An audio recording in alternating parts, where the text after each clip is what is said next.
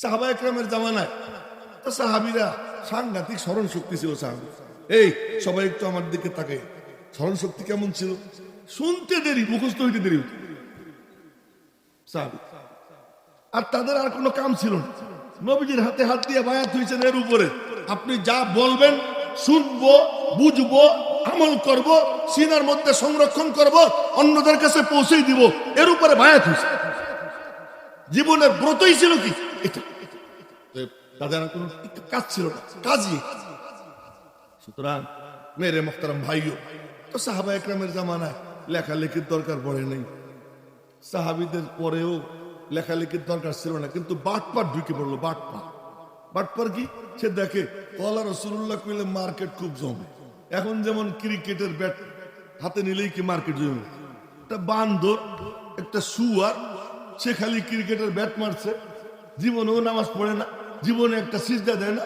আমাদের যুবকদেরকে দেখা যায় ওই এক কুত্তে শুয়ার, তার জার্সি গায়ে পিছনে তার নাম লেখা।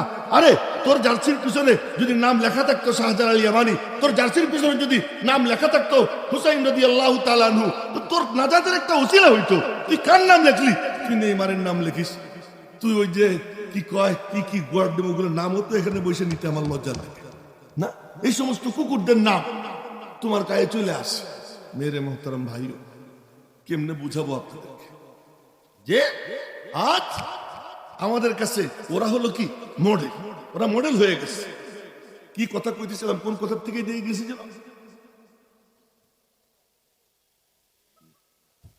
কোন ছাত্র ভালো ছাত্র কইতে পারে কোন কথা থেকে গেল?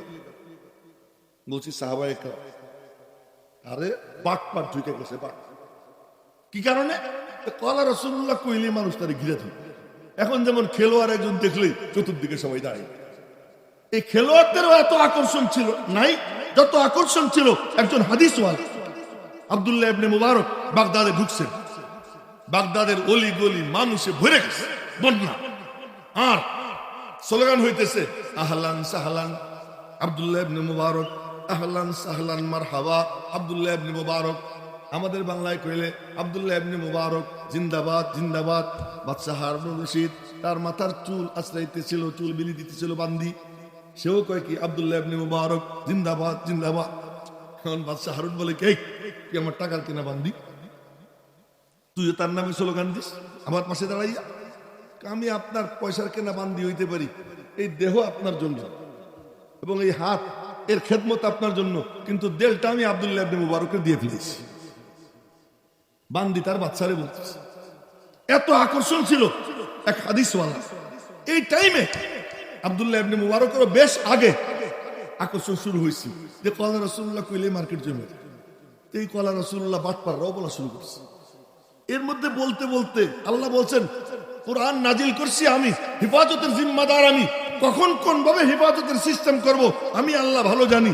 আব্দুল্লাহ ইবনে আব্বাস পাশে, এর পাশে একজন বলতেছে কলা রাসূলুল্লাহ সাল্লাল্লাহু আলাইহি ওয়াসাল্লাম বইলা কিছু একটা বলছে, আর এখানে যে রাডার, ওই রাডারে বাড়ি খেয়েছে। এটা তো হাদিস হইতে পারে না। উনি বললেন আম্মান, কার কাছে শুনছিস? তো কয় কি সামি তোরা জুলান আরিফু ওয়াজহাহু ওয়ালা আদরি, এ আমারে না দেখলে কিন্তু বুঝবেন না। সামি তোরা জুলান আরিফু ওয়াজহাহু ওয়ালা আদরি মা ইসমুহু, আমি এক লোকরে বলতে শুনছি, দেখলে চিনি, নাম জানি না। হযরত আব্দুল্লাহ ইবনে আব্বাস বললেন খবরদার খবরদার, কেউ যদি বলে কলা রাসূলুল্লাহ সাথে সাথে বলবা আম্মান, কার কাছে শুনছিস। তার ওরে আবার ও আবার কার কাছ থেকে শুনছে, এই করতে করতে নবীজি পর্যন্ত পৌঁছানো ছাড়া কোনো হাদিস নেবা না। এই যে কুদরতি ব্যবস্থা হয়ে গেল। আল ইসনাদু মিনাদ-দ্বীন, এজন্য হাদিস দুই জিনিসের নাম, সনদুল হাদিস, মতনুল হাদিস। মতন মানে পিঠ, মতন মানে মজবুত। পুরা দ্বীনের মতন হলো কোরআন, আর দ্বীনের সরা হলো হাদিস। হাদিস আবার দুই জিনিসের নাম, একটা হলো সনদ আর একটা হলো মতন।